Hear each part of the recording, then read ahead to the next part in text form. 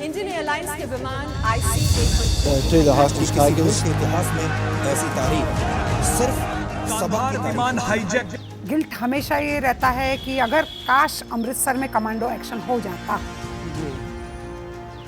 अगर कोई और कंट्री होती तो शायद वो एक्शन इमीडिएटली लेते। अगर कमांडो एक्शन हो जाता, हम में से 5-10 मर भी जाते तो कोई खास फर्क नहीं पड़ता, लेकिन उनको हम ओवर पावर कर लेते। उनसे कोई बातचीत हो ही नहीं पा रही। कंधार विमान हाईजैक। कंधार विमान हाईजैक। तो मैंने कहा come on, if you want to kill you start from me. तब उनका जो चीफ था उसने कहा मोहतरमा आप नज़र बाहर दौड़ाइए, बाहर देखिए क्या है। बेटा आप बिलीव नहीं करोगे, मैं उस चीज़ को कभी भूल नहीं पाती। जैसे ही मैंने विंडो से बाहर देखा तो वही 6.5 फीट के तालिबानी। साल 1999, तारीख 24 दिसंबर। एक हफ्ते बाद सिर्फ नया साल ही नहीं बल्कि एक नई सदी आने वाली थी। 21वीं सदी का आगमन हो रहा था और पूरी दुनिया इस नई सदी की शुरुआत के लिए जश्न की तैयारियां कर रही थी। लेकिन 20वीं सदी का वो आखिरी हफ्ता भारत के लिए बहुत भारी होने जा रहा था, क्योंकि काठमांडू से इंडियन एयरलाइंस की फ़्लाइट, जिसे IC-814 के नाम से जाना जाता है, उसे हाईजैक कर लिया गया था। भारत की सिक्योरिटी, एक्सटर्नल सिक्योरिटी लैब्स का ये सबसे बड़ा मामला था और इस फ्लाइट में तकरीबन 190 लोग सवार थे, जिनको हाईजैकर्स कांधार ले गए थे। ये हाईजैक किया था एक इस्लामिस्ट पाकिस्तान के एक हरकतुल मुजाहिदीन नाम के एक आतंकवादी संगठन ने, और उन्होंने डिमांड की थी कि भारत की अलग अलग जेलों में कैद 36 कुख्यात आतंकवादियों को रिहा किया जाए, साथ में 200 मिलियन US इन आतंकवादियों को दिए जाएं, जिसके एवज में वो इन 190 पैसेंजर्स को छोड़ने की मांग कर रहे थे। इस हाईजैकिंग को कांधार हाईजैक के नाम से जाना जाता है और इसके बारे में कई बातें आपने सुनी होंगी। लेकिन आज हम आपकी मुलाकात करवाने जा रहे हैं एक ऐसी पर्सनालिटी से, एक ऐसे व्यक्ति से जो उस दिन उस फ्लाइट में सवार थी। वो खुद कांधार हाईजैकिंग की एक विक्टिम थी और वो 8 दिनों तक उन बाकी के तमाम लगभग 250 लोगों के साथ में ऐसे माहौल में रही, ऐसे देश में रही जहां जिस देश की सरकार को सरकार भी शायद नहीं कहा जा सकता, क्योंकि आज ही की तरह अफ़गानिस्तान में तब तालिबान का शासन हुआ करता था। बंदूकों से घिरे हुए वो दिन कितने मुश्किल रहे होंगे, उस बारे में आपको उनका आंखों देखा हाल और उनकी आप बीती हम सुनाने जा रहे हैं। जिनसे हम आपको मिलाने जा रहे हैं उनका नाम है डॉक्टर अनीता जोशी। डॉक्टर अनीता जोशी आज हमारे साथ हैं और डॉक्टर अनीता जोशी, आपका बहुत बहुत स्वागत है बारामासा में। हमारा ये जो सेगमेंट है, इस सेगमेंट का नाम है कुछ मीठी कुछ तीती। इसमें आपके जीवन से जुड़ी कुछ मीठी बातें होंगी, कुछ तीती यादें होंगी। तीती शब्द बहुत लोगों को पहली बार में समझ नहीं आता। तीती कुमाऊं का ही एक शब्द है जिसका मतलब है कड़वा। तो कुछ मीठी कुछ तीती इसलिए हमारे सेगमेंट का नाम है। और हम उस एक्सपीरियंस पे बात करें उससे पहले थोड़ा सा हमारे ऑडियंस के लिए हम आपको इंट्रोड्यूस करते हैं कि डॉक्टर अनीता जोशी एक प्रैक्टिसिंग डॉक्टर हैं, नैनीताल में बहुत लंबे समय रही हैं, अब देहरादून में ही हैं। और डॉक्टर जोशी, हम उस घटना पे आएँ उससे पहले थोड़ा सा उसका बैकग्राउंड बताइएगा कि काठमांडू आपका उस वक्त आपका काठमांडू जाना कैसे हुआ था, क्यों हुआ था? बेटे एक कॉन्फ्रेंस थी काठमांडू में, एक संस्था IC मॉड करके जी। तो एक कॉन्फ्रेंस थी जिसका नाम था female entrepreneurs on mountain hills. तो उत्तराखंड को मैं रिप्रेजेंट कर रही थी, मैं और मेरे साथ मिसेस टोलिया थी। तो हम लोग एक एक्सपोर्ट की यूनिट थी, इसेंशियल ऑयल, एरोमेटिक ऑयल्स की। उस टाइम पे यूपी हुआ करता था। यूपी की पहली एक्सपोर्ट ओरिएंटेड यूनिट हम लोगों की थी जी। जो कि जोलीकोट के नज़दीक हम लोग के फार्म्स थे, वहाँ पे सेटली। तो मैं उसको, हमारी एक NGO भी थी ग्राम भारती, तो मैं उसको रिप्रेजेंट करने उत्तराखंड से मेरे को भेजा गया था। तो मैं एक कॉन्फ्रेंस अटेंड करने गई। ओके।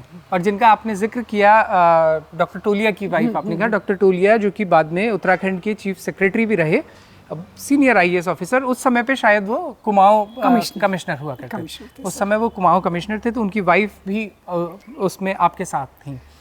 तो डॉक्टर जोशी, अब थोड़ा सा हम बात करते हैं उस प्रकरण पे कि उस दिन आपने जैसा कि बताया कि वो कॉन्फ्रेंस थी, यंग वुमेन एंटरप्रेन्योर्स की वो कॉन्फ्रेंस थी, फीमेल एंटरप्रेन्योर्स की वो कॉन्फ्रेंस थी, उसके लिए आपका नेपाल जाना हुआ था।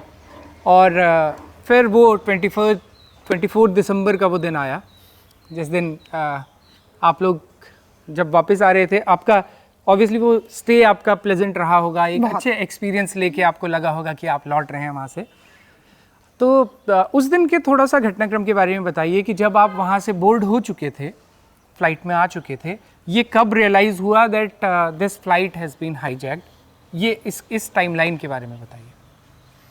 बेटे, हम लोग जैसे आप लोगों को पता होगा कि फ़्लाइट हमारी, if I am not wrong, 10-11 बजे की थी। ओके।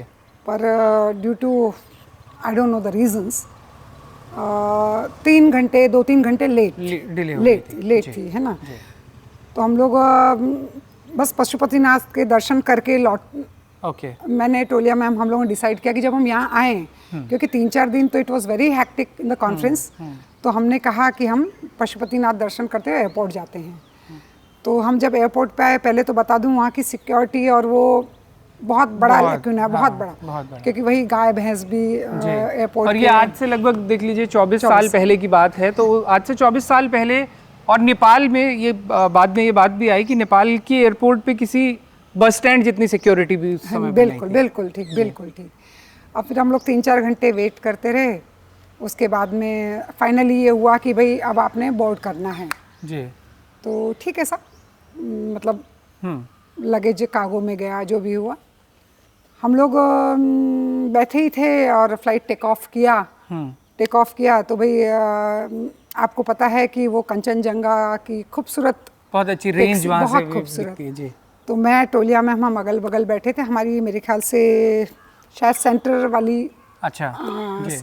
तो हम कंचनजंगा को निहार रहे थे बड़े उससे जी। मुश्किल से मेरे को लगता है 10-15 मिनट हुए होंगे, मतलब जो मैं रिकलेक्ट कर पा रही हूँ, बहुत लंबा टाइम हो गया इस चीज़ को। और जैसे ही टेक ऑफ किया तो क्रू मेंबर्स ने हमको लंच सर्व करना, क्योंकि ऑलरेडी बहुत लेट हो गए, है ना। जो 11 बजे 10 बजे की फ़्लाइट थी वो 2-3 बज गए होंगे। तो ठीक है, लंच हम लोगों ने अपनी ट्रॉली ओपन करके लंच रखा गया। और लंच से ज़्यादा हम लोग बाहर देख रहे थे कि ब्यूटीफुल पिक्स देख रहे थे कि कंचनजंगा। हमने मेरे ख्याल से लंच ओपन भी नहीं किया होगा, जो मेरे को याद पड़ता है, ओपन भी नहीं किया होगा। हम लोग देख रहे थे और बड़े खुश हो रहे थे कि ठीक है। इतने में अचानक बिजनेस क्लास से जो इकोनॉमी को दो डोर्स रहते हैं, तो उन दोनों डोर्स पे 2 यंग से लड़के खड़े होके, अच्छा, उनके हाथ में AK-47 रही होंगी, मंकी कैप्स पहने हुए थे। तो AK-47 के साथ दोनों के दोनों ने कहा कि come on, you all have been hijacked करके। अच्छा। सुना, फिर अनसुना कर दिया, मतलब मैं मेरी बात बता रही हूँ। अच्छा। मेरे को लगा प्री क्रिसमस, हाँ, कुछ कोई हो सकता है, कोई प्रैंक है या कुछ है, ये तो आता ही नहीं दिमाग में कि ऐसा कुछ हो सकता है। विनाश की कल्पना तो कर ही नहीं सकते हम। तो फिर हम लोग बाहर देखने लगे, फिर उन्होंने चिल्लाते हो, क्या आप लोगों को समझ में नहीं आता है, मतलब कि आप लोगों को हमने हाईजैक कर लिया है। तो you know it's very tough to digest that thing.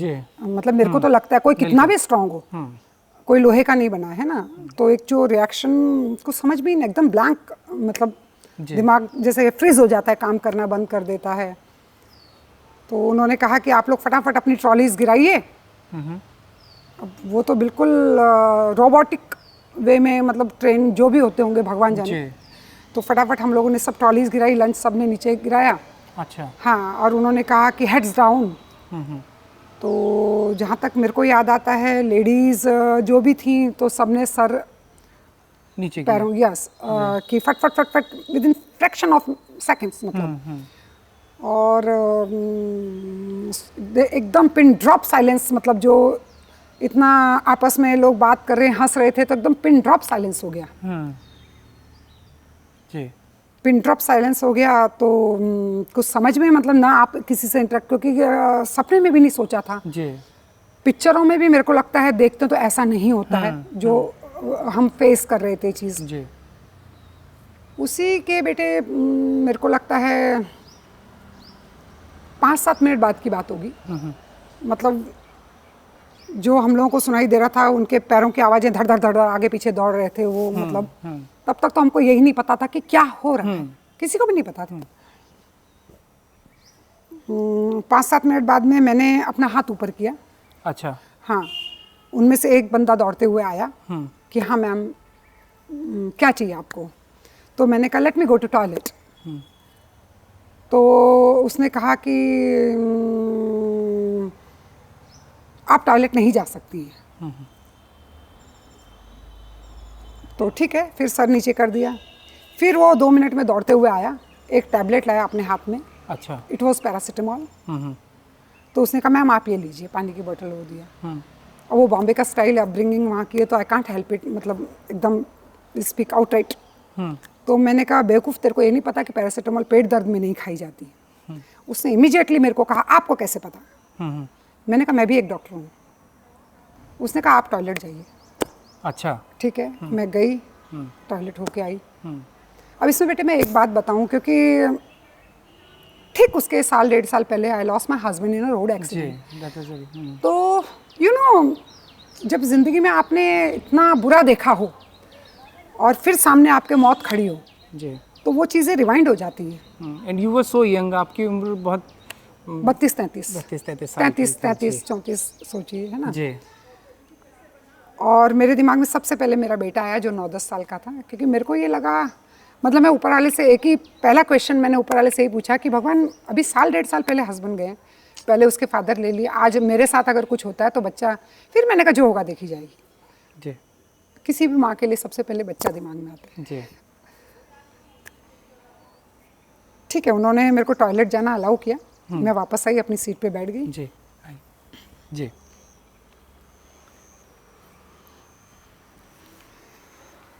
देखिए आप मैं पानी, हाँ बिल्कुल, आप लीजिए। Thank you.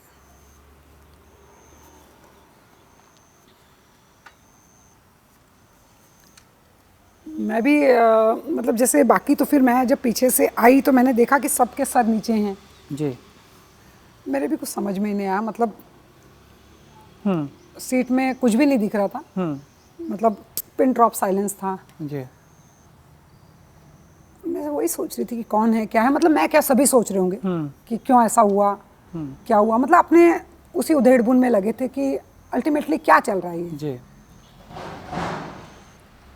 ये सब चल रहा था। उसी बीच में बस इतनी आवाज़ें आई कि उन्होंने शायद 7-8 जेंट्स को एट रैंडमली AU करके, और जैसे आप जानते हो बेटा कि जब फ्लाइट में बैठे हो तो पहले आपको इंस्ट्रक्शंस दिए जाते हैं कि अपनी सीट की पेटियां बांधिए, अलाना कीजिए, फलाना कीजिए, जब होगा तो ऑक्सीजन मास्क। लेकिन आप बिलीव नहीं कर सकते हो जो वहाँ पे chaos था, सोच नहीं सकते हो। जैसे हम आपका राइड्स में जाते हैं तो ऊपर नीचे जो जी, यू नो लाइक, हाँ, तो वो बस वैसे ही कुछ चल रहा था। अच्छा। सब चीज़ें। तो वो AU करके तो समझ में नहीं आ रहा था कर क्या रहे हैं। 7-8 लोगों को शायद उन्होंने एट रैंडम, जो मेल्स को जी, उठाया वहाँ से। ये भी मेरे को तब पता चला जब मेरे को वो लेके बिजनेस क्लास में गए। तब तक ये नहीं पता था, खाली आवाज़ें AU करके, मतलब अच्छा, उनके दौड़ने भागने की और वो जो भी कर रहे होंगे। उसके ये जो सब चल रहा था, उसके 10-15 मिनट बाद में वही लड़का जिसने मेरे को टैबलेट दी थी जी, अब ये लड़का ही वाज ए हाईजैकर, उनमें से एक था। यस याद नहीं, उसका नाम शंकर था, भोला था, द यंगेस्ट टू, जी, जो हार्डली 18-20 साल के रहे होंगे शायद। ये शंकर, भोला, ये जो है, ये उन लोगों ने अपने निकनेम्स रखे थे ताकि उनको ऐसे आइडेंटिफाई ना किया जा सके। डॉक्टर, शंकर, भोला, इस तरह के नाम से वो एक दूसरे को पुकार रहे थे। बर्गर उनमें से एक था। और टोटल 5 लोग थे जो कि हाईजैकर्स थे। जी। फिर वो आया कि मैम आप चलिए, मेरे को भी क्या पता था कहाँ ले जा रहा है मेरे को, मतलब ठीक है सीट पे आया मैम। जैसे ही मैं आगे बिजनेस क्लास, हम लोग इकोनॉमिक क्लास में थे, हाँ हाँ, क्योंकि हम लोगों को कॉन्फ्रेंस वालों ने टिकट्स या तो जैसे ही आगे गई तो मैं बिल्कुल आई वाज शॉक्ड कि मतलब बिजनेस क्लास में 3-4 लोगों को इधर एक 2-2 सीट छोड़ के, 3-4 लोगों को इधर 1-2 छोड़ के, और वो मेरे को लेके गए एक लड़के के, एक पैसेंजर, मतलब जिसको उसको उन्होंने कंबल से ढक रखा था। अच्छा। मेरे को कुछ समझ में ही नहीं आया क्या बोलूं। और जो बंदा बाद में पता चला कि जो मौलाना का ब्रदर था, जो चीफ हाईजैकर था जी, नाम उसका मैं और मौलाना से यहाँ मतलब है मसूद अजहर का, yes, जिसको वो लोग लगातार मौलाना मौलाना कह के ही बुला रहे थे। और बाद में ये भी पता लगा, क्योंकि जो नेगोशिएशंस इंडियन अथॉरिटीज़ इनके साथ में बाद में कर रही थी, तो इनिशियल डिमांड तो इनकी 36 पैसेंजर्स, 36 आतंकवादियों को रिलीज़ करने की थी, लेकिन फाइनली जो डील हुई वो 3 लोगों को रिहा करने पर हुई, और उनमें सबसे प्राइम था मौलाना के नाम से जिस जाना जाता है मसूद अजहर, जो कि हरकतुल मुजाहिदीन से उस समय जुड़ा था, और बाद में जिसने जैश मोहम्मद नाम के कुख्यात फाउंडेशन की शुरुआत की, और कई सारे उसके बाद से मल्टीपल इंडियन पार्लियामेंट अटैक में उसका हाथ रहा, मुंबई धमाकों में उसका हाथ रहा, और उसके बाद भी अभी जैश मोहम्मद का जो पिछले कुछ सालों में 2016 में पठानकोट और 2019 में जो पुलवामा अटैक्स हुए, इनमें भी उस व्यक्ति का हाथ रहा, और उसी का एक भाई था जो कि इनमें से एक था, चीफ हाईजैकर जो था जी। तो जब उन्होंने उस पर कंबल ढक रखा था, और जो मेन उनका जो भी था मीडियम शॉर्ट हाइटेड जी, तो बंदा यहाँ खड़ा था, और एक इधर, मतलब सबके पास AK-47, सब मंकी कैप्स में थे। उस लड़के का कंबल मैंने हटाया, कंबल हटाया, मैंने पहला क्वेश्चन उनसे किया, तुम लोग पाकिस्तानी हो क्या? अच्छा, जी हाँ। ओके। उस समय तक किसी को कोई आइडिया नहीं था कि कौन है, इनका ऑब्जेक्टिव क्या है, ये क्या चाहते हैं, हमें क्यों हाईजैक किया गया है। This was not known at all, कुछ भी नहीं पता। नहीं सर, बिल्कुल नहीं, बिल्कुल नहीं। पहले मैंने उस लड़के को देखा तो उसको उन्होंने काफ़ी स्टैबिंग, बहुत गहरी चोटें, तो ब्लीड कर रहा था। और ये लड़का रुपिन कटियाल था? यस, रुपिन कटियाल था। रुपिन कटियाल, जिनके साथ बहुत अनफॉर्चुनेट हुआ कि जितने पैसेंजर्स थे उसमें से कईयों को उन्होंने इंजर्ड किया, लेकिन रुपिन कटियाल की डेथ हो गई थी। और Rupin Katiyal was the first passenger शायद जिसको उन्होंने इतना ब्रूटली स्टैब किया, चाकू से उसका गला उन्होंने काटा था। ये मेरे ख्याल से ये बात है अमृतसर से टेक ऑफ करने के बाद की। अच्छा, उसके बाद अमृतसर के वो फ्यूल मांग रहे थे ना जी। तो शायद वहाँ हम 40 मिनट 30 मिनट कितना, हाँ 45 मिनट्स के अराउंड शायद वहाँ पे रहे थे। अब मैं थोड़ा सा ये एक बैकग्राउंड देखिए, इसको समझने की कोशिश कीजिए कि क्या बीत रही होगी उन पैसेंजर्स पे जिनको हाईजैक किया जा चुका है। और ये अमृतसर वाला जो जिक्र आया, तो मैं वो ऑडियंस के लिए बता दूं कि ये फ़्लाइट को काठमांडू से चलकर दिल्ली आना था, लेकिन जब ये हाईजैक हुई, लगभग इंडियन एयर स्पेस में ये आ चुकी थी, लखनऊ के आसपास ये फ़्लाइट थी, जब हाईजैकर्स ने जो फ़्लाइट जो चला रहे थे कैप्टन, उनको गन पॉइंट पे ये बोला कि इस फ़्लाइट को अब आप लाहौर की, पाकिस्तान की दिशा में इसको लेकर के चलिए। ये बात उन्होंने एयर ट्रैफिक कंट्रोल को बताई, इंडियन अथॉरिटीज़ को बताई कि हम हाईजैक किया जा चुका है और हमें परमिशन दी जाए कि हम लाहौर में लैंड करें, लेकिन लाहौर में लैंडिंग की परमिशन नहीं मिली। फ्यूल लगातार ख़त्म हो रहा था, कैप्टन लगातार परेशान हो रहे थे कि अगर ये फ्यूल ख़त्म हो जाएगा तो कहीं पे भी क्रैश लैंडिंग करवानी पड़ेगी।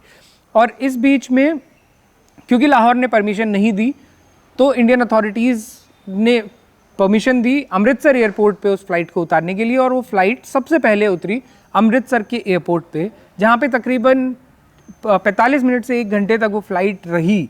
और इसीलिए उसको सबसे बड़ा सिक्योरिटी लैप्स कहा जाता है, क्योंकि कोई ऑल्टरनेट प्लान इंडिया के पास, इंडियन सिक्योरिटी फोर्सेस के पास नहीं था कि इतना देर रुकने के बावजूद भी, और इस बात के लिए रोका गया था कि वहाँ पर रीफ्यूलिंग की जाएगी, लेकिन ना तो वो रीफ्यूलिंग हुई, क्योंकि इंडियन अथॉरिटीज़ पंजाब पुलिस के साथ में मिलकर ये तय कर रही थी कि कैसे किसी भी हाल में अब यहाँ से इस प्लेन को दोबारा से टेक ऑफ न करने दिया जाए। और इसके लिए एक स्ट्रैटेजी उन्होंने ये भी बनाई कि एक टैंकर जो कि फ्यूल लेके जाएगा उससे उसका रास्ता ब्लॉक कर दिया जाए। लेकिन जैसे ही वो टैंकर एयरप्लेन की तरफ बढ़ता है तो शुरुआत में वो इतनी तेज़ी से जाता है और उसे कुछ इंस्ट्रक्शंस देते हैं सिक्योरिटी फोर्सेस के लोग कि आप इसकी स्पीड कुछ कम कीजिए, और कम करने के बदले वो उसको लगातार अचानक से जाके रोक देते हैं, जिसकी वजह से हाईजैकर्स ये समझ जाते हैं कि इंडियन एजेंसीज कुछ ज़रूर प्लान कर रही हैं, और वो फिर से गन पॉइंट पे बिना रिफ्यूलिंग हुए ही अमृतसर से उस प्लेन को उड़ाने के लिए फोर्स करते हैं कैप्टन को, और उनको वो करना पड़ता है। और ये प्लेन जो पहली बार अमृतसर में रुका था, अब ये यहाँ से दोबारा टेक ऑफ होता है। ये तो थी वो बातें जो बाहर से इंडियन फोर्सेस के और रेट्रोस्पेक्ट में हम लोगों को बाद में पता चलती हैं, लेकिन अंदर उस समय क्या कुछ चल रहा था वो डॉक्टर अनीता की बातों से आप लगातार समझ रहे हैं कि उसके थोड़ी ही देर बाद अंदर एक व्यक्ति का गला रेत दिया गया था। और जैसा डॉक्टर अनीता ने बताया कि कितना भयावह वो मंजर रहा होगा कि आप अपने सामने देख रहे हैं कि एक आदमी खून से लथपथ पड़ा है जिसको उन्होंने कंबल से ढक दिया है। और आपने ये क्वेश्चन जो उनसे किया कि क्या आप पाकिस्तानी हैं, ये क्वेश्चन कैसे डॉक्टर जोशी, ये क्वेश्चन क्यों माइंड में आया और क्या लगा वो देख के, वो सीन देख के आपको? सबसे पहला स्ट्राइक मेरे दिमाग में यही किया कि मैंने कहा आप लोग पाकिस्तानी हो, तो उन्होंने खटाक से जवाब दिया कि मोहतरमा हम पाकिस्तानी नहीं, हम हिंदुस्तानी कश्मीरी हैं। अच्छा। और हिंदुस्तानी कश्मीरी और हमारे मासूम भाइयों को आपकी गवर्नमेंट ने जेलों में बंद कर रखा है। अच्छा। फिर दूसरी बात, उनका जो चीफ था उसने कहा मोहतरमा आपको डर नहीं लगता? हो सकता है उसको लगा होगा हमको कैसे पूछ रही है। तो मैंने वही कहा उसको, मैंने कहा क्या करोगे आप, ज़्यादा से मार दोगे? मैंने कहा आप हम सबको भी मार दोगे तो भी आपका कोई सोल्यूशन नहीं है। हम सब इनोसेंट सिविलियंस हैं, हमको ये सब चीज़ें मतलब, ये तो वो कह रहे थे ना जी। अपना पार्ट। तो मैंने उनको रिक्वेस्ट की, मैंने कहा ऐसा है सर कि आप इंसानियत के नाते इस लड़के को फर्स्ट एड के लिए, भाई फर्स्ट एड बॉक्स में क्या होता है, 2-4 पैरासीटामोल की गोलियां, एक सोफ्रामाइसिन होगी। मतलब जो फर्स्ट एड बॉक्स खोल के देखा गया तो उस दिन मैं ताज्जुब मान गई कि मतलब एयरलाइंस में इतना पैसा यात्रियों से लिया जाता है लेकिन फर्स्ट एड के नाम पे, ठीक है अब 1 घंटे की फ़्लाइट है, उन्होंने अपने हिसाब से। तो मैंने कहा आप इसको प्लीज़ हॉस्पिटलाइज करने के लिए, लेकिन जहाँ तक जो मेरा knowledge, as per my knowledge, ये बताया गया था कि कराची, शायद उसके बाद कराची ले गए थे, लाहौर तो उन्होंने शायद लेने से उसको मना किया। यस, मैंने तो उनको रिक्वेस्ट की थी कि कम से कम इंसानियत के नाते ये बेचारा बच जाएगा आप इसको, क्योंकि हमारे पास और हमारे साथ 2 मेल डॉक्टर्स भी थे। अच्छा। जो तीसरे दिन उठे जब मेरे को नर्वस ब्रेकडाउन हुआ। तो मैं उनको ब्लेम नहीं करती क्योंकि ठीक है सब हर किसी में, ठीक है उनको लगा होगा कि सबसे पहले सॉफ्ट टारगेट हम ही होंगे। और ये बात बहुत जगह रिपोर्ट भी हुई कि वो जो हॉस्टेजेस थे उनमें जैसा डॉक्टर जोशी ने बताया 2 मेल डॉक्टर्स भी थे, लेकिन उन्होंने ये एक्सेप्ट ही नहीं किया कि they are also professional doctors. और ये बात और भी पहले भी रिपोर्ट हुई है। डॉक्टर जोशी को बहुत अप्रिशिएशन भी इस चीज़ के लिए मिला, उनकी ब्रेवरी के लिए। She was the first one जिन्होंने ये एक्सेप्ट किया कि वो एक मेडिकल डॉक्टर हैं। और लाहौर का जो जिक्र किया, मैं थोड़ा सा और वो टाइमलाइन इस्टेब्लिश कर दूं कि ये अमृतसर से फिर फाइनली जब ये प्लेन उड़ा तब इसमें फ्यूल इतना कम हो चुका था कि जहाँ भी ये जाना चाहते थे, और ये हाईजैकर्स कैप्टन को भी नहीं बता रहे थे कि इनको कहाँ जाना है, ये सिर्फ ये बोल रहे थे कि आप उस डायरेक्शन में चलिए। और लाहौर उधर से पाकिस्तान इस बात की परमिशन देने के लिए तैयार नहीं था, लेकिन जब कोई तरीका नहीं सूझा तो उनको कैप्टन को लैंड करवाना था। और उन्होंने लाहौर एयरपोर्ट पे लैंड कराने की कोशिश की तो एयरपोर्ट अथॉरिटीज़ ने लाहौर एयरपोर्ट की सारी लाइट्स बंद कर दी, इंडिकेशंस बंद कर दिए। और उस वजह से हुआ ये कि जब वो फ़्लाइट लैंड होने वाली थी तो बहुत नीचे पहुंचने के बाद पायलट को ये रियलाइज़ हुआ कि वो जिसको एयरपोर्ट समझ के प्लेन को लैंड करवा रहे थे वो एक्चुअली एक हाईवे, एक रोड है। तो फिर और वहाँ से उन्होंने वापस प्लेन को ऊपर लिया और फिर लाहौर में शायद एयरपोर्ट अथॉरिटीज़ को ये समझ में आया कि इसकी क्रैश लैंडिंग हो जाएगी, तो उन्होंने लाइट्स ऑन की और उसके बाद लाहौर में ये प्लेन दूसरी बार अमृतसर के बाद लाहौर में लैंड होता है, जहाँ इसकी रीफ्यूलिंग होती है, और वहाँ से उसके बाद ये प्लेन पहुँचता है यूएई, और यूएई के बाद ये फाइनली पहुँचता है कांधार। तो लाहौर पहुँचने तक रुपिन कत्याल को स्टैब किया जा चुका था, और अथॉरिटीज़ ने उनको लेने से, उनकी बॉडी लेने से मना कर दिया था, ऐसा शायद हुआ। नहीं, पहले तो जब तक वो रेस्टलेस था, व्हेन ही वाज अलाइव, अच्छा, उसको अगर हॉस्पिटलाइजेशन किया जाता, तो जब तक लाहौर पहुंचे थे ही वाज अलाइव। हाँ, मेरे ओके, तो उसको ठीक है, एक हॉस्पिटलाइज होता वो जी, लाइफ शायद बच सपोर्ट, सकती थी उनकी लाइफ, है ना। लेकिन उन्होंने तो बिल्कुल मना कर दिया था कि हम नहीं लेंगे, जो भाई जैसे रिक्वेस्ट ही कर सकते हैं उनको, तो उन्होंने कहा कि नहीं, वो हॉस्पिटलाइज नहीं हो सकता। पहले तो बेटे एक बात बता दूं, मेरे को ये जो भी बोलिए, गिल्ट हमेशा ये रहता है कि अगर काश अमृतसर में कमांडो एक्शन हो जाता, जी, अगर कोई और कंट्री होती तो शायद वो एक्शन इमीडिएटली लेते। अगर कमांडो एक्शन हो जाता, हम में से 5-10 मर भी जाते तो कोई खास फर्क नहीं पड़ता, लेकिन उनको हम ओवर पावर कर लेते। और एक बार जब अपने यहाँ से भाई हमारी सरहद से जब चला गया, तो फिर तो हाथ से निकल गई बात। जी, और ये बहुत ये क्वेश्चन बहुत बार पूछा गया, आपसे भी बहुत बार ये पूछा गया होगा कि क्योंकि उसके जो आफ्टर इफ़ेक्ट्स हुए वो हमने जैसा जिक्र किया कि बहुत ख़तरनाक हुए। जिन 3 आतंकवादियों को भारत ने उस समय छोड़ा, उमर शेख उसमें से एक था, और कश्मीर का एक आतंकवादी अहमद जरदार उसमें एक था, और मौलाना उसमें तीसरा था। और ये तीनों वो थे जो बाद में दुनिया भर में, जिनका 9/11 में जिनका हाथ रहा, जिनका मुंबई अटैक्स, पार्लियामेंट अटैक्स में, कश्मीर में हुए तमाम धमाकों में, जिनमें सैकड़ों लोगों की जान गई, उन लोगों का जिनमें इनमें हाथ रहा। तो ये सवाल बहुत बार बहुत क्रूशियल हो जाता है कि हाईजैकर्स के सामने इस तरह की सिचुएशन में किसी गवर्नमेंट को सरेंडर करना चाहिए या नहीं करना चाहिए। अब रेट्रोस्पेक्ट में ये, this is very brave of you doctor Joshi, कि आप ये बात बोल रही हैं कि वो एक्शन हो जाना चाहिए था, लेकिन उसी दौरान जब आप लोग वहाँ हॉस्टेज आपको बनाया गया था, इंडिया में ये देखा जा रहा था कि इंडियन अथॉरिटीज़ के आगे उन तमाम जो हॉस्टेजेस थे उनके परिजन ये बोलने को तैयार थे, और लिटरली उन्होंने ये बोला कि आपको कश्मीर देना है तो दे दीजिए, आपको जो कुछ करना है, लेकिन हमें हमारा बच्चा या हमारा परिवार या हमारा फैमिली मेम्बर हमको वापस ला के दीजिए। और ये बात लगातार वहाँ की जा रही थी। इनफैक्ट एक किस्सा तो ये भी हुआ कि एक शहीद की जो वाइफ थी, जो एक मार्टियर की वाइफ थी, वो वहाँ पहुँची इंडियन अथॉरिटीज़ के पास, और उन्होंने बहुत बोल्डली ये बात बोली कि नहीं, इनके साथ में बिल्कुल भी नेगोशिएट नहीं किया जाना चाहिए। तो उन्हीं के सोचिए, मतलब हम लोग देशभक्ति की इतनी बात भी करते हैं, लेकिन वहाँ पे मौजूद उस समय लोग शायद इतना इमोशनली परेशान थे कि उन्होंने उनको ये तक बोला कि ये खुद तो विधवा हैं और अब बाकियों को भी विधवा बना देना चाहती हैं। इस तरह की बात भी कुछ लोगों ने उनको वहाँ सबके सामने बोली।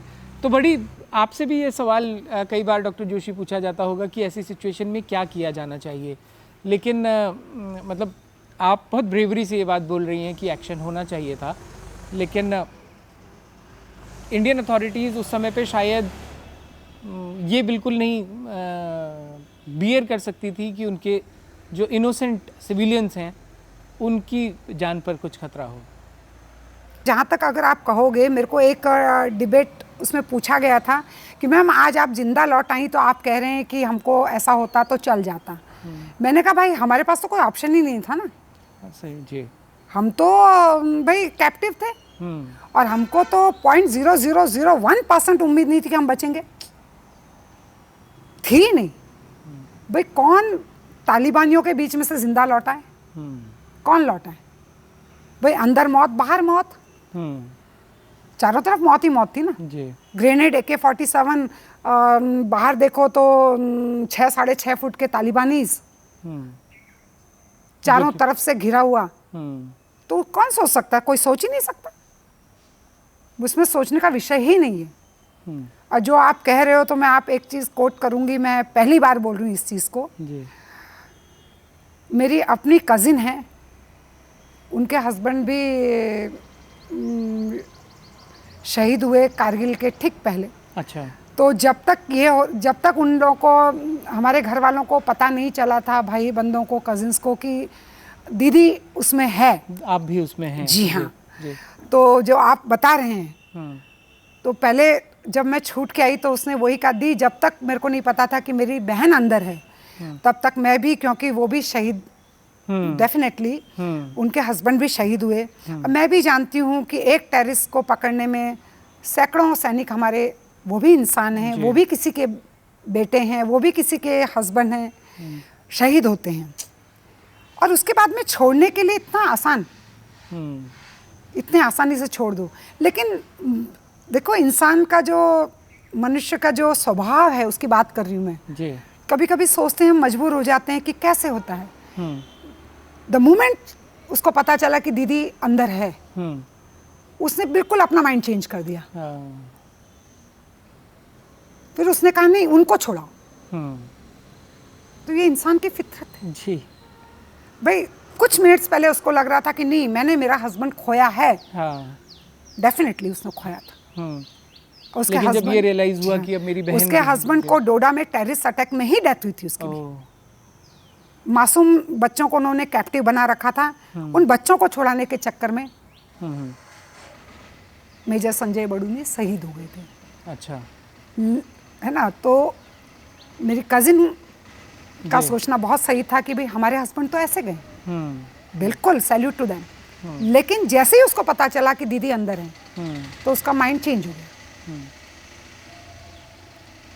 अच्छा डॉक्टर जोशी, उस समय पे आप लोगों को ये पता चला, इस पूरे ड्यूरेशन 8 दिन का समय, अभी हम उस पर भी बात करेंगे कि कैसे वो बद से बदतर अंदर के हालात होते जा रहे होंगे, वो हम सिर्फ इमेजिन ही कर सकते हैं। आपने तो 8 दिन, वो 20वीं सदी के आखिरी 8 दिन आप लोगों का, एक एक दिन एक एक सदी जितना गुजरा होगा, जितना भारी रहा होगा, वो हम इमेजिन ही कर सकते हैं। आप लोगों को ये कब पता लगा, या पता लगा भी या नहीं लगा, कि इन लोगों की डिमांड्स क्या हैं, या इनका कुछ नेगोशिएशन जो इंडियन गवर्नमेंट से चल रहा है, उस बारे में उन्होंने आप लोगों को बताया कि हम लोग क्या नेगोशिएशंस चल रहे हैं या हमारी क्या मांगे हैं, और आपकी गवर्नमेंट अगर पूरा करेगी तो आपको छोड़ा जाएगा? इस बारे में आप लोगों को कब पता चला?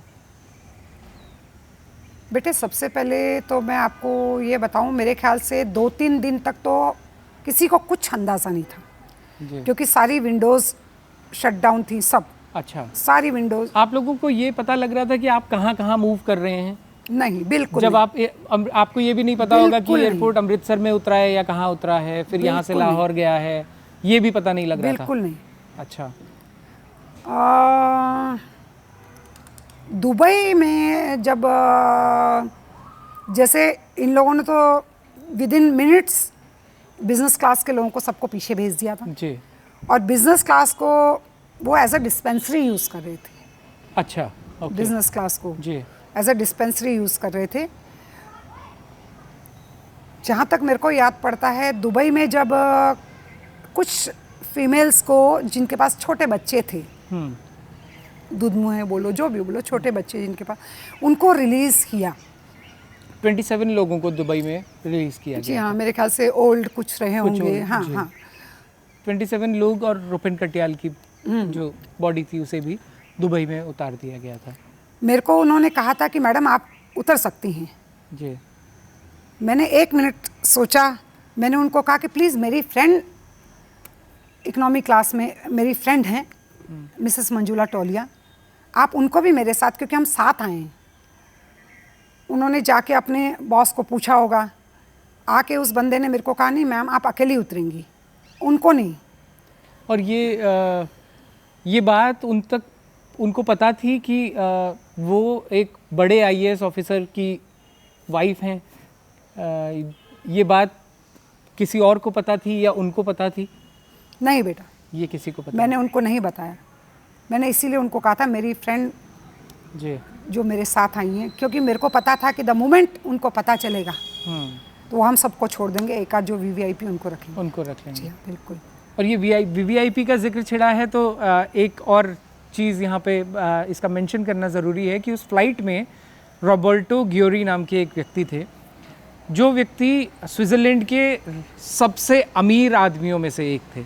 जो डिमांड भारत सरकार से वो आतंकवादी कर रहे थे 200 मिलियन डॉलर्स की, वो ज़रूरत, वो डिमांड वो व्यक्ति अकेला पूरा कर सकता था। वो इतना अमीर व्यक्ति था, क्योंकि दुनिया भर में जो करेंसी नोट्स पब्लिश होते हैं उसकी पब्लिशिंग का, लगभग पूरी दुनिया में जो पब्लिशिंग होती है उसका 90% काम इन व्यक्ति का था। और ये व्यक्ति इनमें शामिल थे जिनको बिज़नेस क्लास से उठा के उन्होंने पीछे धकेल दिया था। लेकिन इस बारे में फॉर्चुनेटली इस बारे में उनको भी पता नहीं था कि इतना अमीर आदमी कोई इस फ्लाइट में ट्रैवल कर रहा है जो उनकी सारी फाइनेंशियल ज़रूरतों को शायद अकेले पूरा कर सकता है। जहाँ तक रॉबर्ट का सवाल है जी, मैं आपको पहले ब्रीफ कर दूं बेटे कि ठीक है, मैंने कहा फिर मेरे को भी मत छोड़िए आप जी, क्योंकि मेरे को यह था मैं जाऊंगी सर, अगर मेरे को पूछेंगे अनीता क्योंकि आप मंजुला मिसेस टोलिया के साथ ही आप गए थे। जी हाँ, तो जी आप हाँ, उनको जी हाँ, छोड़ के हाँ, आपने जी। तो मैंने फ्रैक्शन ऑफ सेकंड में कहा कि नहीं मैं भी नहीं जाऊंगी। ये तो थी मेरे ख्याल से पहली रात की बात थी शायद, जिस दिन हाँ पहली, Late हाँ लगभग night? दूसरे दिन की दूसरी रात हो चुकी होगी शायद, क्योंकि इस टसल में एक दिन निकल गया होगा शायद। पहले अमृतसर से लाहौर, आई डोंट रिकॉल कि लाहौर कितना समय रुका होगा, फिर वहाँ से दुबई। हाँ पहली ही रात पहले रही लेट होगी शायद, नाइट, लेट नाइट, पहले जी, लेट नाइट की बात है। जी। तो वो रात तो समझो चलो फिर मैं भी पीछे इन लोगों के साथ आ गई। जी। मैं आपको बेटे बताऊं कि जो कॉकपिट वाला टॉयलेट होता है जी, तो उन्होंने तो बिल्कुल ऐसे सिस्टमेटिक, क्योंकि they are trained that way, I don't know, ऐसे ही तो होगा। जी। तो वो किसी को अलाउ नहीं कर रहे थे। बिजनेस क्लास पूरा खाली था, सब इकोनॉमी में थे पीछे। एयर होस्टेस भी सबको उन्होंने सबसे पीछे वाली सीटों में खट खट खट खट खट खट सब जो भी है, सबके पासपोर्ट्स ले लिए थे। अच्छा, अच्छा, पासपोर्ट भी उन्होंने सरेंडर, ओके, हाँ, सबके लैपटॉप जो भी, मतलब जो भी है, क्योंकि कोई भी ऐसी कनेक्टिंग चीज़ें, अच्छा, हाँ हाँ, किसी के पास नहीं कि जो कुछ कर सके कोई। जी, दूसरे दिन फिर ठीक है, सुबह हुई, जी,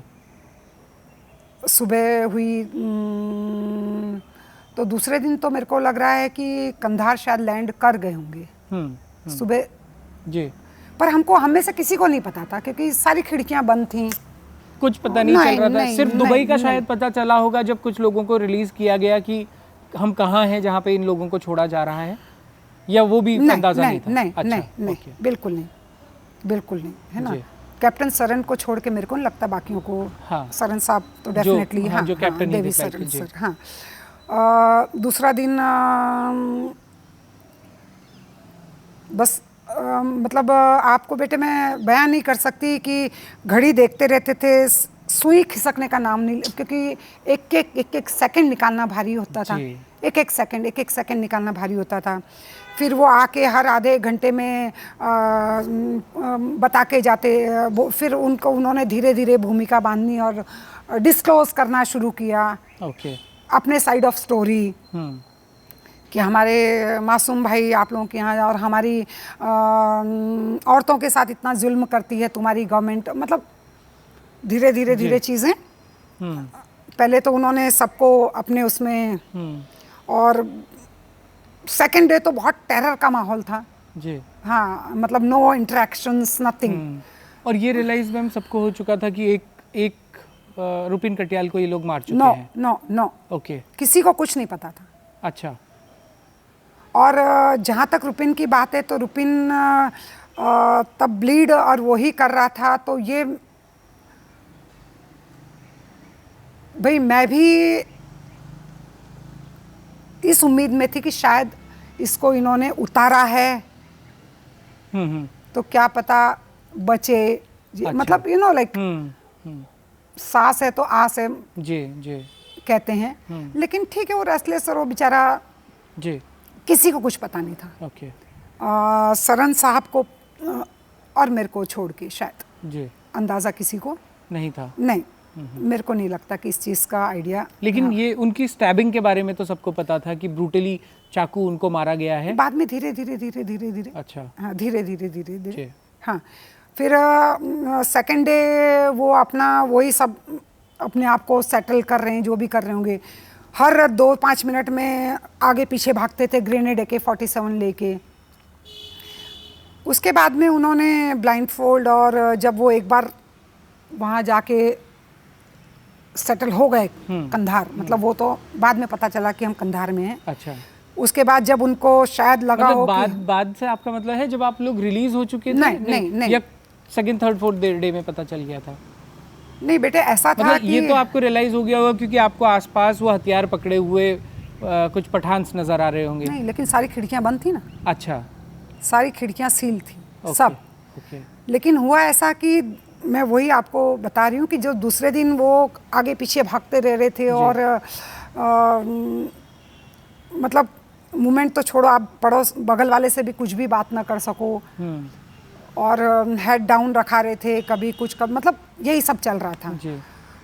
और विल किल यू है ना, ये सब चलता रहा पूरे दिन, आप वही सुन रहे हो जी। तो दूसरे दिन सुबह की बात है, एक फॉरेनर, तो मैं इकोनॉमी की सबसे आगे की सीट में बैठी थी। अच्छा, बाद में है ना, क्योंकि सब रिशफलिंग सब हो गई थी जी। तो वो आया, पेशेंट्स को अलाउ कर रहे थे मेरे पास आने के लिए। अच्छा, जो मेरे को लगा अगर किसी को कोई दिक्कत परेशानी है, ओके। और उनको भी तो वो आया कि मैम, तो मेरे बगल में आके बैठ गया। यंग, मेरे को लगता है शायद 30-32 साल का, 28 साल का यंग मैन, तो आके तो मैंने कहा हाँ, how can I help you. तो उसने मेरे दोनों हाथ पकड़े और उसने जब अपनी आईडीज़ मेरे को दिखाई। अच्छा, ये आप रॉबर्टो की बात कर रही हैं? यस। ओके। तो तब मैंने उसको, अच्छा मज़े की बात यह है कि जैसे वो आके बैठा था तो उनमें से हाईजैकर्स में से कोई बगल में खड़ा नहीं था। अच्छा। अब उनका तो उनका देश, उनका सब कुछ उन्हीं का था ना जी। तो भाई उनको किस चीज़ का डर। तो जब उसने मेरे को कहा, मतलब फुसफुसाते हुए, तो मैंने फिर उसको, उसके हाथ मैंने थपथपाए और मैंने कहा कि you have revealed your IDs to me, your identity to me rather कि हु आर यू। उसने ये नहीं बोला कि मेरे बाप का इतने कंट्रीज के करेंसी लो, पर उसकी बातों से और वो हाँ। तो मैंने उसको बड़े उससे कहा, मैंने कहा don't reveal your identity to these people, otherwise they'll leave all of us and they'll take you are enough for them। तो बड़ा मतलब इतना नर्वस वो था, क्योंकि बेटा एक बात बताऊं, उसने तो कभी सिविलियन प्लेन देखा ही नहीं था। भाई उसने तो कभी पब्लिक उसमें, मतलब वो चार्टर्ड प्लेन से ही हमेशा ट्रैवल करने वाला आदमी, और इत्तेफाकन वो उस दिन उस तकदीर देखे, कहते हैं ना आसमान से टपके खजूर पे अटके। जी। वो अपनी गर्लफ्रेंड के साथ, जो उसने बताया कि वो क्रिसमस सेलिब्रेट करने के लिए अपने चार्टर से, तो जब वो काठमांडू से उसको लगा कि एक एक्सपीरियंस ये भी देखा जाए कि कैसा होता है सिविलियन प्लेन। जी। उसने वहाँ से सिर्फ दिल्ली की फ़्लाइट ली थी। जी। अब वो उसको थोड़ी पता था कि वो तो इतना टाइट सिक्योरिटी में चलने वाला बंदा।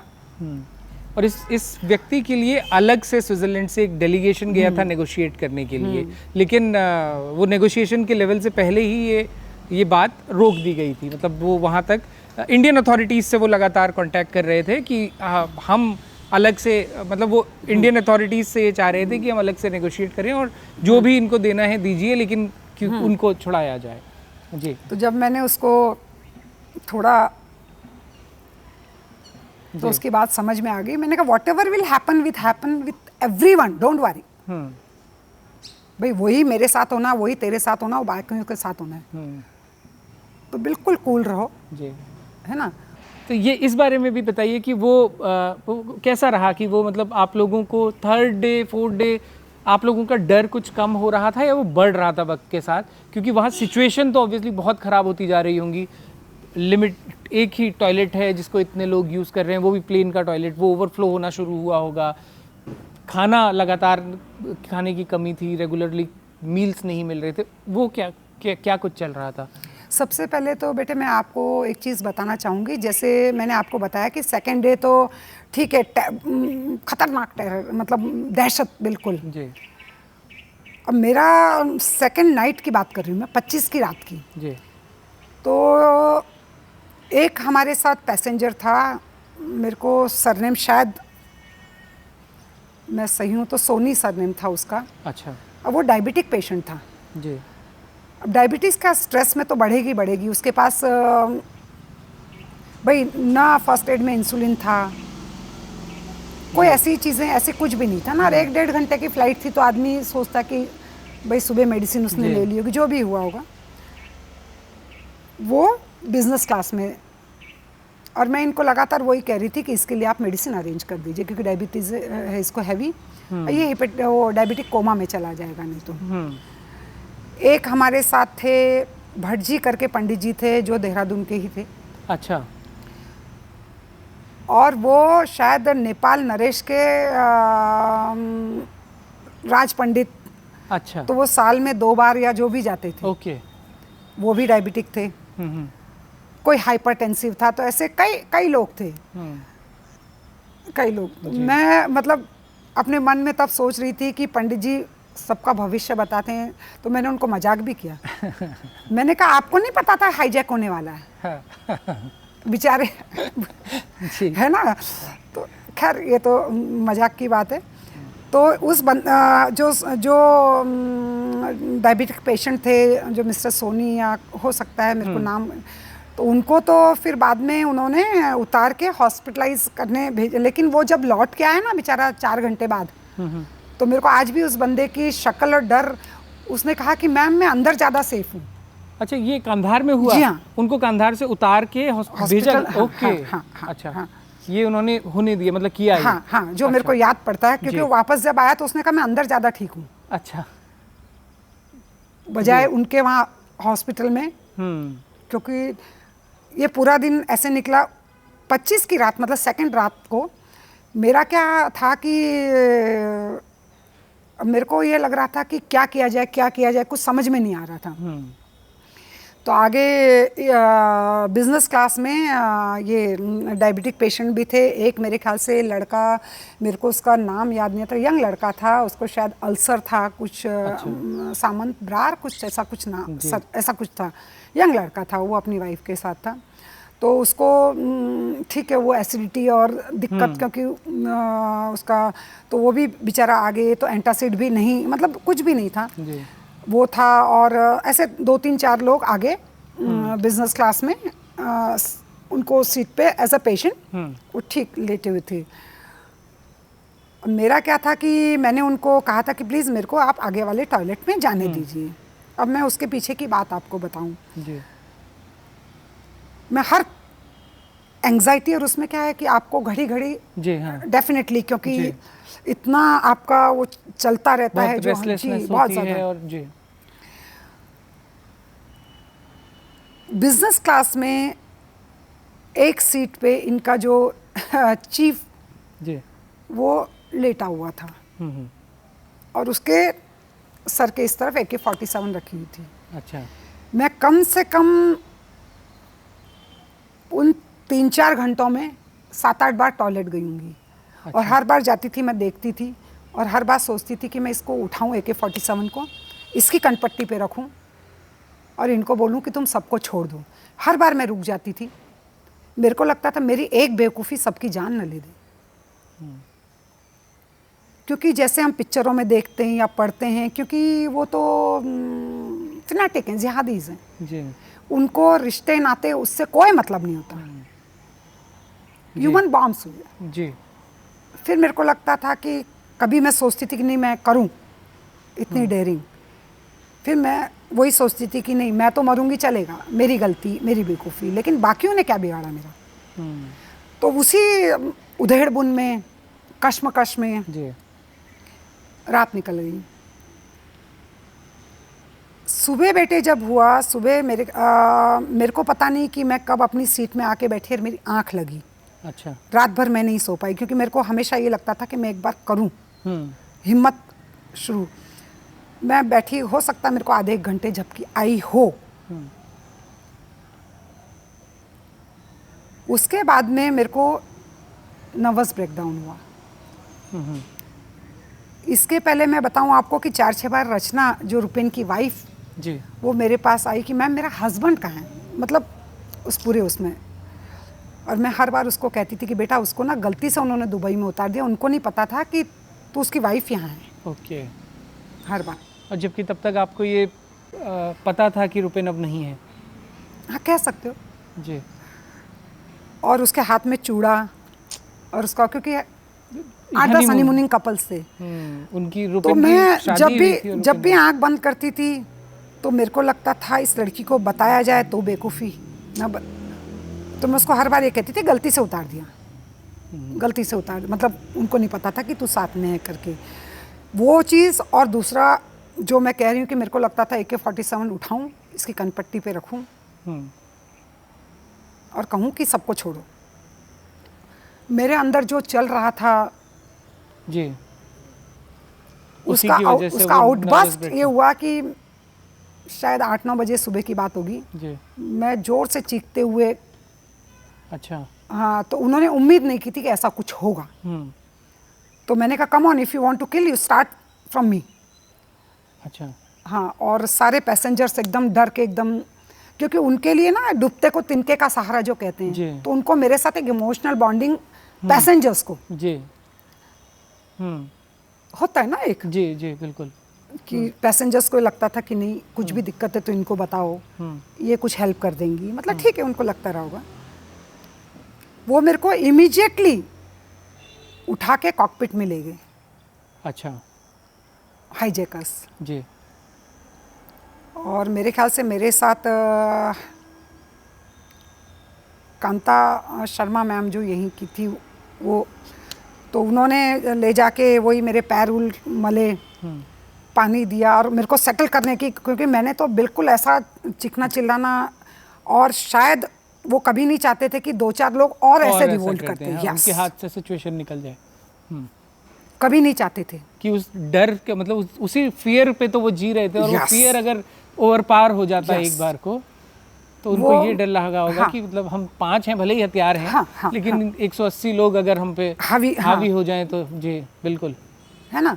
तो मैंने उनको वही कहा, मैंने कहा तुम हर सेकंड जो मौत कर रहे हो, every second will kill you, will kill you, will kill, what is this. मारना है तो मैंने कहा मारो तुम, लेकिन ये दहशत ये मत करो। मैंने कहा तुमको समझ में आ रहा है कि हम लोगों के साथ इतने जो पैसेंजर हैं उनमें 10 को बीपी है, शुगर है, कोई बेचारा ट्रीटमेंट के लिए इंडिया जा रहा है, कोई कुछ है। मैंने कहा तुम तो उनको जिंदा लाश बना दोगे, तुम हमको जिंदा छोड़ो या मारो, लेकिन वो तो बेचारे वैसे ही मर जाएंगे। तो मैंने कहा तुमको भाई, तुम हमको पूछ के तो करोगे नहीं कि भाई हम क्या करें तुम्हारे साथ, लेकिन मैंने कहा दहशत जो कर रहे हो प्लीज़, भाई जो हाइपरटेंसिव पेशेंट उनका बीपी बेचारों का तो वैसे ही बढ़ते रहेगा, नॉर्मल आदमी का बढ़ जाएगा। कॉकपिट में ले गए, तब उनका जो चीफ था जी, उसने कहा मोहतरमा आप नज़र बाहर दौड़ाइए, बाहर देखिए क्या है। बेटा आप बिलीव नहीं करोगे, मैं उस चीज़ को कभी भूल नहीं पाती। जैसे ही मैंने विंडो से बाहर देखा तो वही 6.5 फीट के तालिबानी। अच्छा, ये पहला मोमेंट था जब आपको रियलाइज हुआ कि आप किस सराउंडिंग में हैं, आप तालिबान के बीच में। जी, क्योंकि पीछे की तो सब विंडोज बंद थी, आगे उन्होंने कॉकपिट की खुली रखी, सीधी बात है। ओके। मैंने उनको बोला क्या हम तालिबान में हैं, तो हंसने लगाओ, क्योंकि भाई मैगजीन्स उसने फोटो वही तो देखी हमने, और क्या। आधे रेत के अंदर, आधे रेत के ऊपर, और वही उनकी साइकिल पे।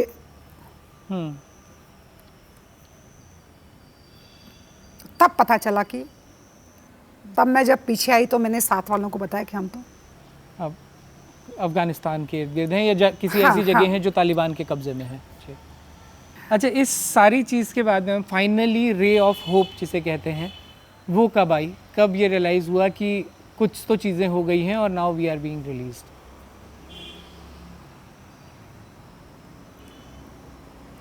मेरे ख्याल से जब उन्होंने कहा कि आप लोगों का रिलीविंग प्लेन आप लोगों को लेने के लिए आ रहा है, और शायद फॉरेन मीडिया भी मेरे ख्याल से आ गया था। शाम का वक्त था जब अच्छा 7th डे की शाम थी ये शायद, या 8th डे, हाँ 31st 31st था, हाँ 31st दिसंबर। 8वां दिन शाम, जी। 8वीं शाम की जो बात है। तो जब उन्होंने कहा कि अब तो, तब उन्होंने सबके पासपोर्ट्स दे दी थी। ओके। सबके पासपोर्ट लौटा दिए थे सबके। और फिर मेरे ख्याल से 5th-6th डे के बाद में तो बहुत मतलब हल्का माहौल बोलिए, क्योंकि उनको भी शायद बात कर रहे हो तो उनको भी बार्गेन जो भी चल रहा होगा, हाँ। तो पॉलिसी मैटर्स थे, तो शायद उनको उम्मीद जो भी उनको भी ये रहा होगा कि अब तो काम हो जाएगा, मतलब शायद। और ये उस दिन की बात है जिस दिन इंडियन अथॉरिटीज़ इन तीनों कुख्यात आतंकवादियों को लेके, जिन पे डील क्रैक हुई थी कि इनका तो रिलीज़ करना ही है, इन तीनों आतंकवादियों को लेके कांधार पहुंची थी इंडियन अथॉरिटीज़। इनको उनके हैंडओवर किया गया था और इंडियन अथॉरिटीज़ के मन में एक प्लान ये भी था कि कांधार में अगर अफ़गानिस्तान, लेकिन अफ़गानिस्तान के साथ में इंडिया की कोई बातचीत नहीं थी, क्योंकि वहाँ पर तालिबान के कब्ज़े में वो था, उन्हीं का रूल था। और उन्होंने अपने, जैसा कि डॉक्टर जोशी ने भी बताया है, कि चारों तरफ अपने बंदूक से तने हुए पूरी हथियारों से लैश उन्होंने लोगों को तैनात कर दिया था उस फ्लाइट के बाहर, ताकि इंडिया किसी भी सिक्योरिटी फोर्स के साथ में कोई प्लान ना कर सके, कोई एक्शन प्लान ना कर सके। और इन्हीं लोगों के साथ में फिर तालिबान ने बाकायदा उन सारे आतंकवादियों को, हाईजैकर्स को जाने दिया वहाँ सर, और उनकी पाकिस्तान में वहाँ से एंट्री हुई। और ये बाद में इस्टेब्लिश है कि उनमें से ज़्यादातर लोग फिर पाकिस्तान ही, उनमें से कुछ लोगों की डेथ हो गई। एक उन हाईजैकर्स में से एक को तो 2022 मतलब लास्ट ईयर ही किसी ने गन पॉइंट पे पाकिस्तान में मर्डर किया, लेकिन बाकी के तमाम लोग वो आज भी वहाँ पाकिस्तान में रह रहे हैं। उसके बाद मैम लास्ट फाइनली आप लोग का लौटना, इंडियन अथॉरिटीज़ आपको पहले कांधार में ही उस प्लेन से उतरवाया गया नीचे और फिर अच्छा, तो उस समय पर इंडिया से शायद जो हमारे उस समय एक्सटर्नल अफेयर मिनिस्टर थे वो वहाँ थे, रॉ के लोग वहाँ थे और ये लोग थे। तो आपकी इंडिया मतलब सबसे पहले किन रिप्रेजेंटेटिव्स आपकी मुलाकात हुई उतरते ही? पहले तो मैं बेटा एक बात बता दूं कि कम से कम 10-20 हज़ार की पब्लिक रही होगी नीचे कांधार में। जी हाँ। अच्छा। उनमें से एक भी फीमेल नहीं थी। ओके। और हम लोग को स्ट्रिक्टली कहा गया था कि आप लोग अपना सर कवर करके जाओगे। ओके। कि हम तो छोड़ रहे हैं, नहीं तो ये तो आपको उड़ा देंगे, क्योंकि वहाँ तो आप जानते हो व्हाट इज तालिबान, राइट। हमारे विदेश मंत्री जी आए थे लेने के लिए। जसवंत सिंह थे। जी हाँ, जी हाँ, जी हाँ। तो वो आए थे और बाकी और लोगों का मैम उनके प्रति रवैया फिर 8 डे कैसा था? वो पीपल थैंकफुल टुवर्ड्स हिम, या कुछ एंगर था, एजिटेशन था that it took so long, या क्योंकि बहुत सारे मल्टीपल थॉट्स रहे होंगे शायद, जैसा आपने कहा कि वो एक्शन अमृतसर में ही हो जाना चाहिए था, है ना? तो कुछ लोगों के मन में ये थॉट भी रहा होगा that it has been a big वो, और दोनों एक रिलीफ भी रहा होगा आप लोगों के मन में, बिकॉज हर किसी को अपनी जान प्यारी तो होती है, वो अल्टीमेट ह्यूमन ट्रुथ है।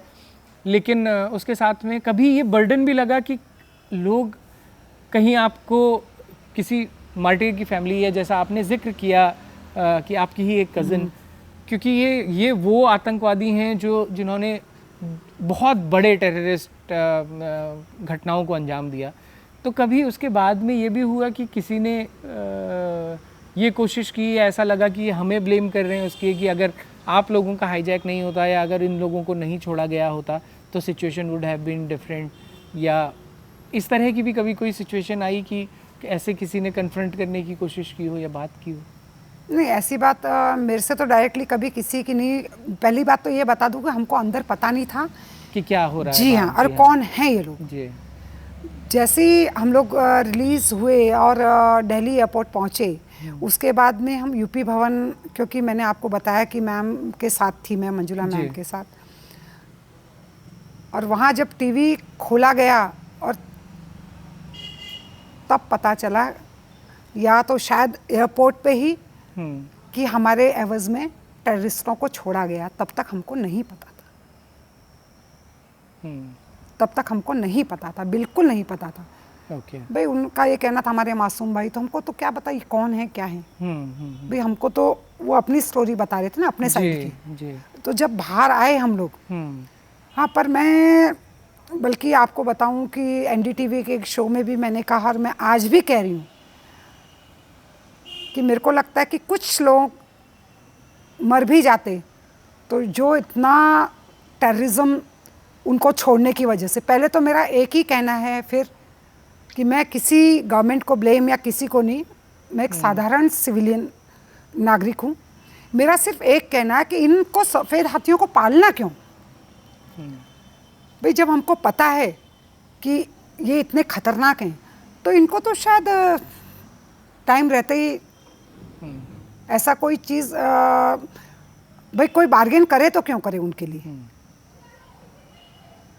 तो मैं तो ये सोचती हूँ कि शायद अगर 5-10 लोग हम चले भी जाते और ये एटलीस्ट टेररिज्म, मतलब उसके बाद तो जो दहशत का माहौल है। जी मैम, इस डिस्कशन को हम रैप करें उससे पहले कुछ चीज़ें जो छूट गई हों, जो आपको याद आती हों उससे रिलेटेड, या कोई ऐसी मेमोरीज़ जो कभी जाती नहीं हो। हालांकि वो ऐसा एक्सपीरियंस है, शायद वो तो पूरा ही इतना ट्रॉमेटिक होगा, लेकिन उन 8 दिनों के बीच की कोई ऐसी बात जो कंक्लूडिंग बातों में आप शामिल करना चाहें। बेटा हमारे साथ एक जापानीज़ लेडी थी, चियाकी हिसाड़ा करके। अच्छा। I think she was an architect. Okay. मैं उसको भूल नहीं पाती जी। मेरे ख्याल से 24, 25, 26 साल की यंग स्मार्ट सी। हाँ जी। तो एक दिन हुआ, 2 दिन हुआ, तो मेरे को लगा कि शायद इसको कुछ समझ में नहीं आ रहा है सिचुएशन, है ना। उसका अपना रूटीन जैसे होता है वो चलता रहता था। सुबह वो बाकायदा अपना, ठीक है, मुंह धोना, मॉइस्चराइज़र लगाना, कपड़े चेंज करना। अच्छा। नाइट में हाँ अपना ये। तो मेरे से रहा नहीं गया, तो तीसरे दिन मैंने पूछा, मैंने कहा do you know what is happen. तो वो इंग्लिश भी बहुत अच्छी नहीं बोल पाते। शी सेड या वी हैव बीन हाईजैक्ड। तो मैंने कहा यू आर नॉट स्कैर्ड। बड़े हंसते हुए उसने जिंदा दिली से, हाँ। No not at all. अच्छा। तो उसने फिर वो कहा, मैंने उसको पूछा कि मतलब मेरे को लगता है शायद जापानीज ऐसे ही होते होंगे। हाँ। वो मस्त, उसने मतलब वो अफगानी रोटी और चिकन देते थे, उसने 4 लोगों का खाना। अच्छा। कोई फर्क नहीं उसकी सेहत पे। अच्छा। हाँ जैसे वैसे मतलब, हाँ। है ना। और इस चीज़ को तो मैं भी मानती हूँ कि भाई देखिए, कहते हैं ना मैन प्रपोजेस गॉड डिस्पोजेस। जी। फ्रैक्शन ऑफ सेकंड में लाइफ चेंज होती है। हाँ बिल्कुल। भाई हम में से किसी ने थोड़ी सोचा था ऐसा होगा। हमने ये भी नहीं सोचा था कि वो हमको जिंदा छोड़ देंगे। जी। लेकिन जिस दिन तक जिसका दाना पानी लिखा है, एक जिंदगी उसको आप जैसे जियो। जी। है ना। और ये बहुत अच्छा लगता है कि आप इतनी जिंदा दिली से बात करती हैं। बहुत बहुत शुक्रिया बारामासा से बात करने के लिए। जिस ट्रॉमेटिक एक्सपीरियंस से आप गुजरे, उम्मीद करते हैं कभी दोबारा किसी को उन एक्सपीरियंसेस से गुजरना ना पड़े। आपकी जिस बहादुरी से आपने उस पूरे दौर को देखा, उस समय बिहेव किया और लोगों की मदद की, उसके लिए हम तहे दिल से आपको सैल्यूट करते हैं। Thank you so much for talking to Baramasa. Thank you so much. आप लोगों को ये प्रोग्राम कैसा लगा हमें कमेंट करके ज़रूर बताइएगा और देखते रहिएगा बारामासा।